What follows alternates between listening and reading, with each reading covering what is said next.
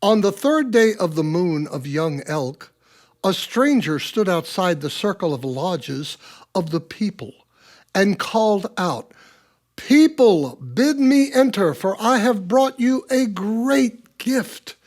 3 times he said this, as was the custom, and he stood outside the circle of the lodges, as was also the custom, and he waited for a response.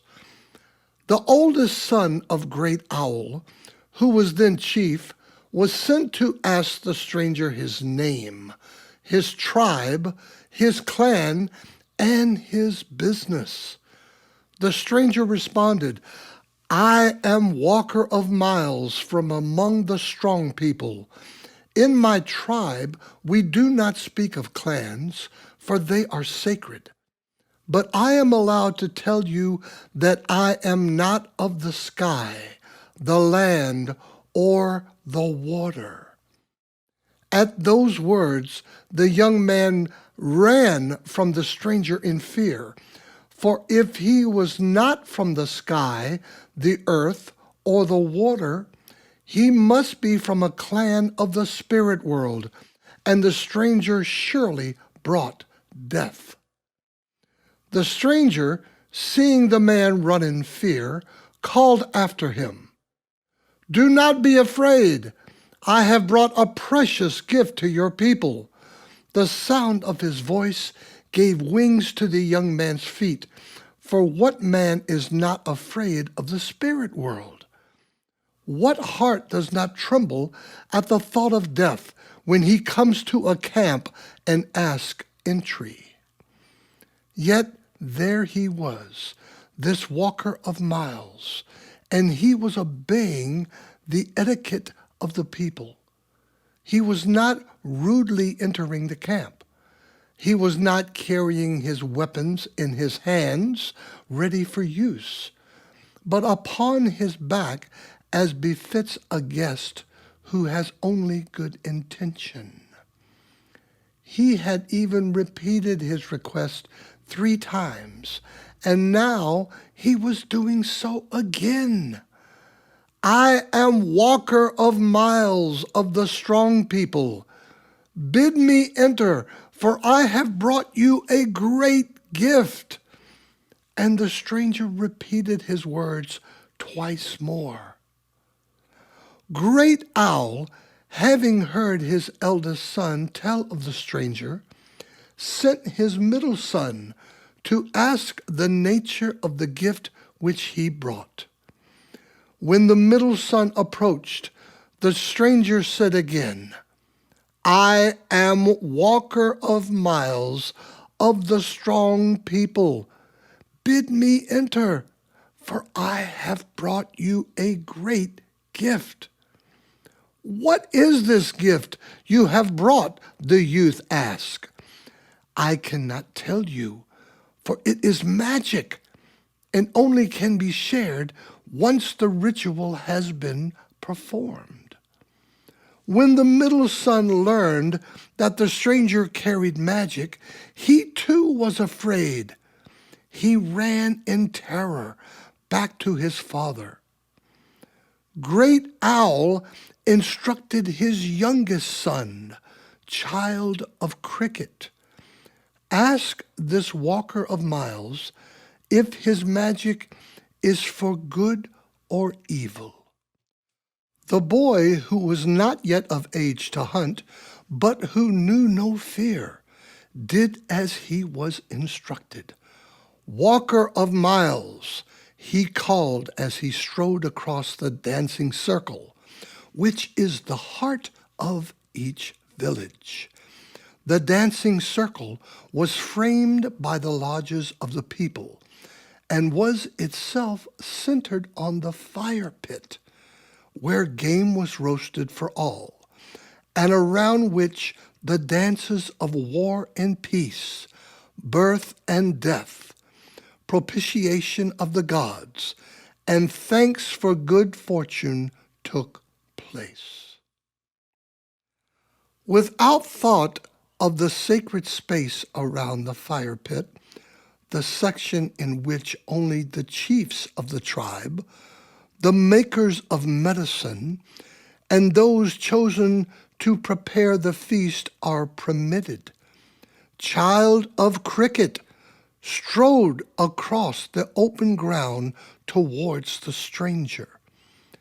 Then he stopped in the sacred circle and shouted, "Walker of miles, is the magic you bring for good or for evil?"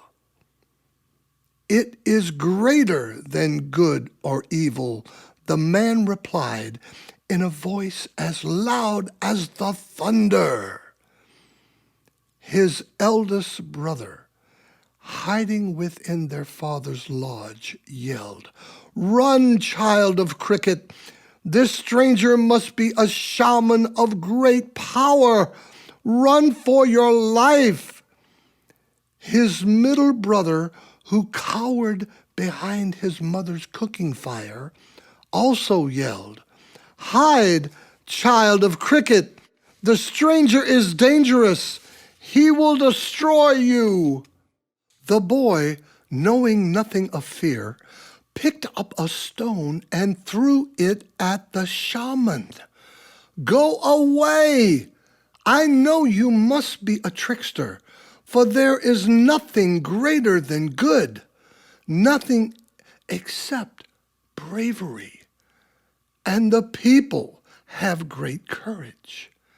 He picked up another stone to throw, but the stranger backed away from the circle of lodges. The boy dropped the stone and turned to go back to his father. As he did so, Walker of Miles reached for his bow and for an arrow from his quiver. With quick aim, he shot the youngster in the back. Child of Cricket fell to the ground. Before the people could react, before Great Owl could seize his own bow and go to kill him, the stranger was gone. He had disappeared into the world of magic and spirits. The people mourned the death of Child of Cricket. They buried him in the midst of their lodges, within the sacred circle that surrounds the fire pit, in the place where he had fallen. 3 days later, when it was time to hold the feast of mourning, when Great Owl and his 2 remaining sons had killed an elk, and when it had been dressed and placed to roast on the fire, the middle brother noticed that a plant had grown where Child of Cricket had been buried. He took a leaf from the plant and smelled it. "Look!" he exclaimed to his older brother, "a plant we do not know has grown from our brother's body."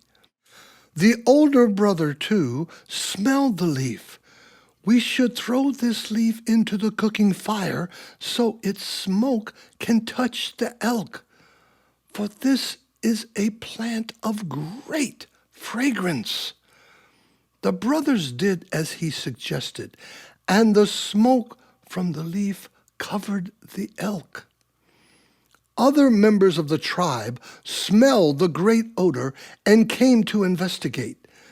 The village's maker of medicine smelled the smoke and announced, "The gods must have loved Child of Cricket, for they have turned him into this wondrous plant."